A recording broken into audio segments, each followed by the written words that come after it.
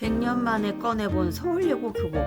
당연히 버렸을 줄 알았는데 엄마가 그걸 아직도 옷장 깊숙이 가지고 계셨더라고요.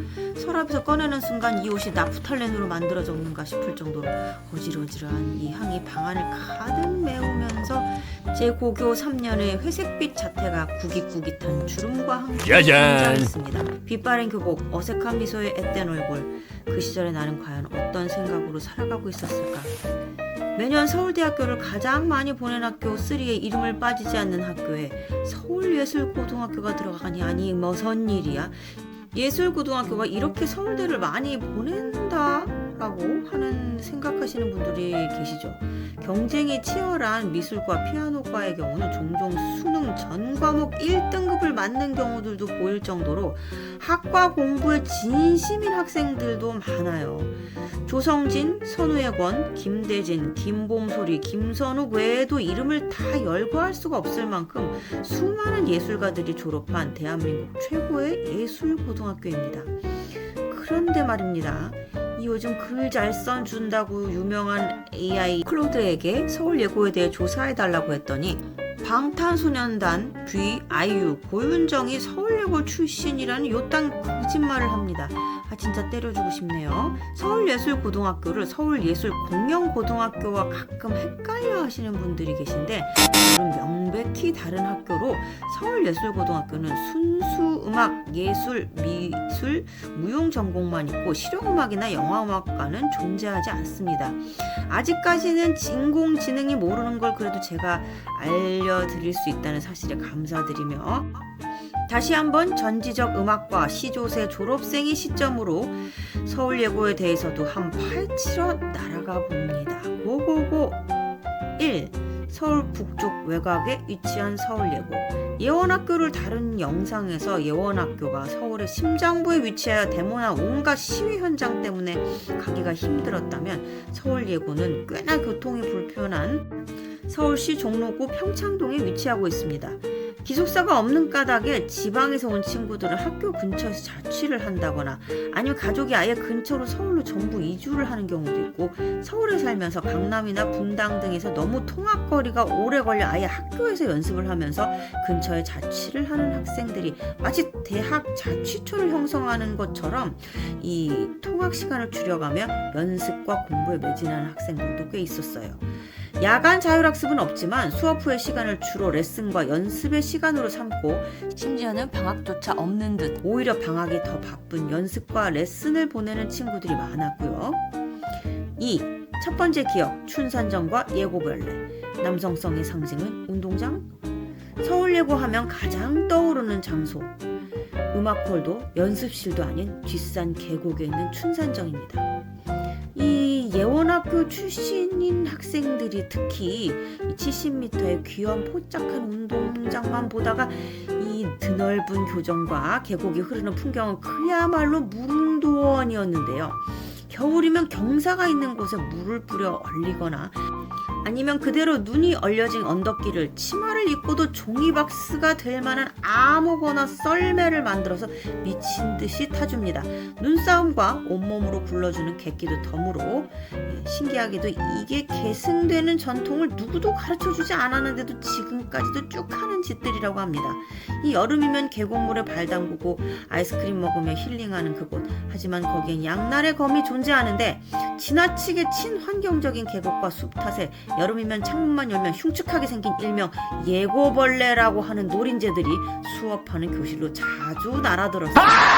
얼마나 학교에 자주 출몰하면 예고벌레라고 이름이 붙였겠습니까?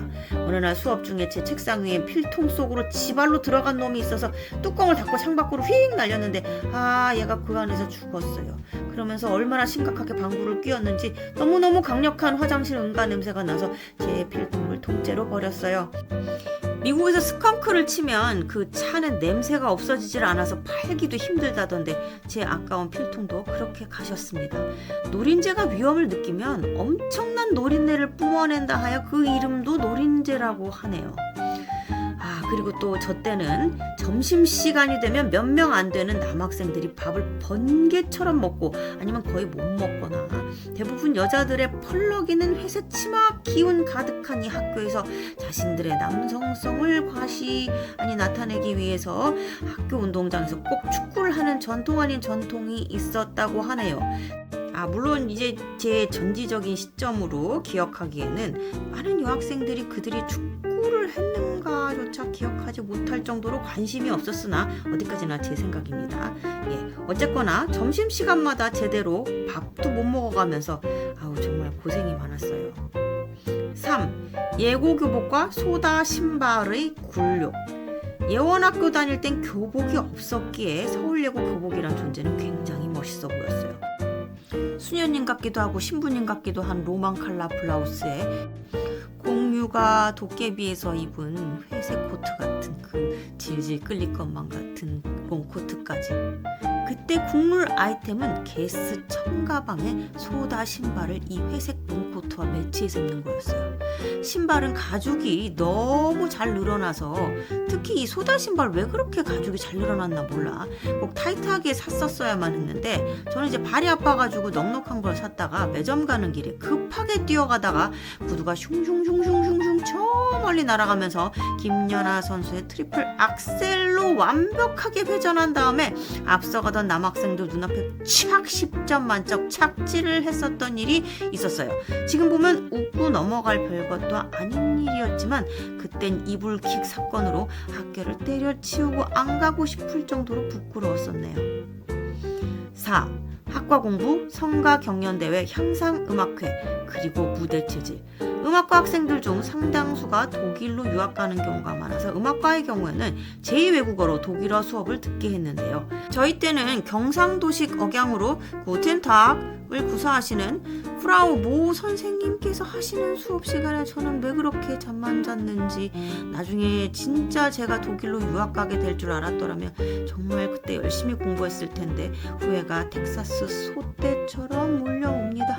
학과 공부 분위기는 정말로 빡시게 미친 듯 학업에 매진하는 친구들과 한예종, 그러니까 한국예술종합학교를 목표로 아예 실기에만 몰빵하는 친구들로 요즘 나뉜다라고 하던데 나무위키에 보니까 서울대, 연세대, 이화여대 등 명문대학교들은 점차 정시를 확대하는 분위기라 학과 수업을 아예 듣지 않는 정시 파이터들을 볼 수 있다라고도 쓰여 있네요. 저희 때는 이제 정시가 없다 보니 이게 분위기가 많이 달라졌어요. 서울예고 생활 중 춘산전과 함께 가장 많이 잊을 수 없는 기억은 바로 성가 경연대회. 음악과 학생들뿐만 아니라 무용과 미술과도 함께 참석하는데 당연히 음악과 학생이 아니더라도 각 반의 지휘자, 반주자가 존재했고 모든 과의 합창 수준도 상당히 높았던 것으로 기억합니다. 아무리 바빠도 콩쿨이 있어도 모두 다 성가 경연대회를 앞두고는 쉬는 시간마다 맞춰보고 따로 연습하는 시간을 짬짬이 정말 모두 진심이었어요. 음악과의 공개 연주회인 향상음악회에선 매학기 7에서 10분 내외 연주를 해야 했는데 유명 콩쿠르 시기가 다가오면 콩쿠르에 나가는 많은 학생들이 같은 곡을 연주한다던가 실기시험 근처에는 실기시험 곡이 많이 겹친다거나 하는 일이 많았습니다. 한 향상 연주회에는 청중이 된 친구들이 모두 연주에 대한 감상평을 직접 써서 내야만 했는데 가끔 졸다가 다른 친구들의 쓴 글을 대충 컨닝해서 또 냈던 그런 기억들도 있네요. 그렇지만 눈이 번쩍 떠지는 그야말로 눈이 튀어나오는 연주를 하는 친구들도 많았기 때문에 그 시간은 또 마법처럼 빠르게 지나가기도 했어요. 거기에서 오는 감동 플러스 충격 세트가 이 많은 학생들에게 동기부여가 되었고요. 이런 것이 정말 이 서울예고에 가서 학생들이 온몸으로 받아들이는 진짜 공부가 아닌가 싶어요. 이 처음에는 또 그렇게 기량이 훌륭하지 않았지만 나중에 이제 한참 졸업한 후에 포텐이 터져서 다른 사람이 되어 말 그대로 향상 음악을 보여주는 친구들도 지금 굉장히 많이 있습니다. 이 서울예고에 출강하셨던 한 선생님께 들은 이제 이 썰이 하나 있는데 조성진 군이 이제 재학했었던 시절에 실기 시험을 봤을 때 채점을 하러 가실 때마다 이 마음이 무척 기쁘셨대요. 그냥 음악회를 감상한다 이런 기분으로 아예 볼펜을 내려놓고 흐뭇하게 쳐다보셨다라고 그런 이야기를 하셨네요. 자, 세월이 흘러 학교 건물도 바뀌고 학교와 맛집도 사라졌지만 예고벌레는 여전히 건재하다고 합니다. 징하다 정말 너. 이러다가 이 서울예고의 로고가 너네로 바뀌는 거 아니니? 서울예술고등학교는 누군가에게는 잊고 있던 청춘이고 누군가에게는 아직 시작되지 않은 꿈의 무대죠. 그 이름만으로도 묵직한 이유. 이 시조새는 이제 팔뚝 한 개도 집어넣기 힘든 나프탈렌 향 교복을 다시 접어넣으며 저의 추억도 다시 차곡차곡 서랍 안에 정리해 놓습니다. 구독과 좋아요는 시조새도 3당 콤보 꺾기 춤을 추게 만듭니다. 감사합니다.